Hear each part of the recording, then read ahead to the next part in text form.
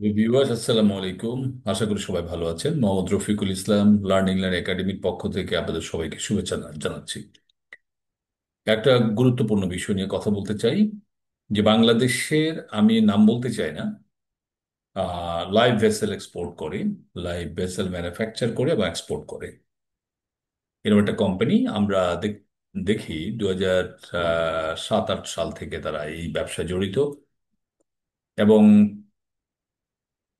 আমরা রাস্তাঘাটে 2009-10 সালের দিকে যে পরিমাণ বিলবোর্ড দেখেছি আমরা এই ম্যানুফ্যাকচারারের, এক্সপোর্টারের, তার ছবি দিয়ে তাকে এত বেশি ফুলিয়ে ফাঁপিয়ে দেখানো হয়েছে। মানে আসলে আমি ব্যক্তিগত মনে করি উনি কিন্তু অতটা বড় মাপের ব্যবসায়ী বা অনেক এতটা বড় মাপের রপ্তানিকারক নন। ইভেন আরেকটা জিনিস আমার কাছে খুব দৃষ্টিকটু লেগেছে, যে ওনারা একটা লাইভ ভেসেল তৈরি করে, সে লাইভ ভেসেল তৈরি করা করা শেষ হলে এটা যখন এক্সপোর্ট করবে তার আগে বিশাল পরিমাণ একটা অনুষ্ঠান করে ওনাদের শিপইয়ার্ড এর মধ্যে। ঢাকা থেকে অনেক রথী মহারথী যায়, চার্টার্ড বিমানে যায়, তারপরে সেখানে প্রোগ্রাম করে, অনুষ্ঠান করে, পেপার পত্রিকা অনেক সাংবাদিক যায়, সাংবাদিকরা সেটা ফলাও করে প্রচার করে। কিন্তু আজকেও এরকম একটা জিনিস দেখলাম, যে ওনারা একটা এক্সপোর্ট করছে, একটা লাইভ ভেসেল, যার ভ্যালু হচ্ছে $1.5 মিলিয়ন। $1.5 মিলিয়ন।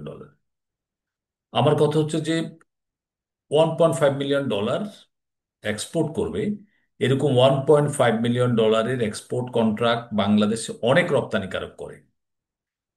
কিন্তু ওইসব রপ্তানিকারকদের ব্যাপারে পেপার পত্রিকায় কোনো ধরনের হাইলাইট নাই, কোনো ধরনের নিউজ নাই, কোনো ধরনের কাভারেজ নাই।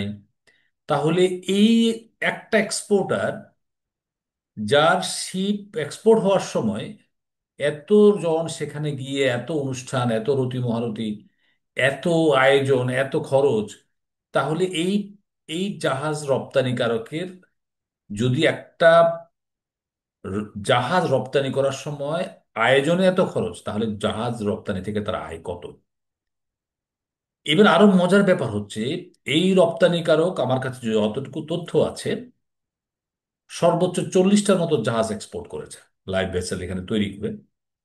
কিন্তু এই 40টা লাইভ ভেসেল এক্সপোর্ট করার বিপরীতে ব্যাংক থেকে যে কি পরিমাণ এই, ঋণ নিয়েছে, এবং ঋণ নেওয়ার পরে ঋণটা যে খেলাপি হয়েছে, এবং অনেকগুলো ব্যাংক এই এই এক্সপোর্টারের জন্য খুবই আহ, মারাত্মক রকম বিপদের মধ্যে আছে। অনেক ব্যাংকারের ক্যারিয়ার জর্জরিত, অনেক ব্যাংকের অবস্থা খুব খারাপ। তাহলে আর উনি যেই ব্যবসাটা করে, যে এক্সপোর্ট, সে এক্সপোর্টটার সমস্ত র মেটেরিয়ালস গুলো কেনার জন্য আপনার বায়ার কিন্তু টাকা পয়সা আগে থেকে দিয়ে দেন। অনেকটা যারা বস্ত্র বা রেডিমেড গার্মেন্টস এক্সপোর্ট করেন ওনারা আর ভালো বুঝবেন, অনেকটা সিএমটি বেসিসে বা এফওসি বেসিসে যে এক্সপোর্ট গুলো হয় সেরকম। তাহলে আমার কথা হচ্ছে, বায়ার যদি ওনাকে র মেটেরিয়ালস কেনার জন্য টাকা দিয়ে দেন, তাহলে উনি ব্যাংক থেকে এতগুলো টাকার লোন দিয়েছেন, নিয়েছেন কেন? আর ব্যাংকারও বা কি বুঝে ওনাকে এই টাকাটা দিয়েছেন? ওনার এই টাকাটা কেন দরকার হবে? কারণ বায়ার যেখানে একটা লাইভ ভেসেল কেনার জন্য অগ্রিম টাকা দিয়ে দিচ্ছে, আচ্ছা ধরলাম যে অগ্রিম টাকা দেয় নাই, কিন্তু উনি এটা নির্মাণ করেছে, নির্মাণ করার জন্য একটা জাহাজ, একটা নির্মাণ প্রজেক্ট, সেখান থেকে উনি ব্যাংক থেকে লোন নিয়েছে, লোন নেওয়ার পরে সেই জাহাজটা এক্সপোর্ট করেছেন, প্রসিড আসছে, এটা অ্যাডজাস্ট হয়ে গেছে।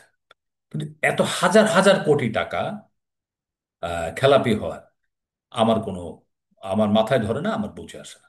আমি কথাটা এই কারণে বললাম, বাংলাদেশে অনেক এক্সপোর্টার আছেন যারা অনেক বড় বড় পরিমাণ এক্সপোর্ট করে থাকেন, কিন্তু ওনাদেরকে নিয়ে খুব একটা নিউজ বা খুব হাইলাইট করতে দেখি না। কিন্তু এখানে একটা শিপ লাইভ ভেসেল এক্সপোর্ট হবে, এখানে অনেকেই যে, এখানে রাষ্ট্রদূত যে ওখানে যে অনুষ্ঠান করে সেগুলো আবার প্রচার করার, এটা আমার কাছে খুব দৃষ্টিকটু লাগে। আমার মনে হয় ওনাকে বেশি বেশি পরিমাণ কাভারেজ দেওয়া হচ্ছে, এবং যে কাভারেজটার কারণে ওনার একটা সোশ্যাল একটা একটা ভাইব তৈরি করার চেষ্টা হচ্ছে, এবং সেটার কারণে কিন্তু অনেক ব্যাংক কিন্তু নেইম ব্যাংকিং, ফেম ব্যাংকিং এর পিছনে দৌড়াচ্ছে।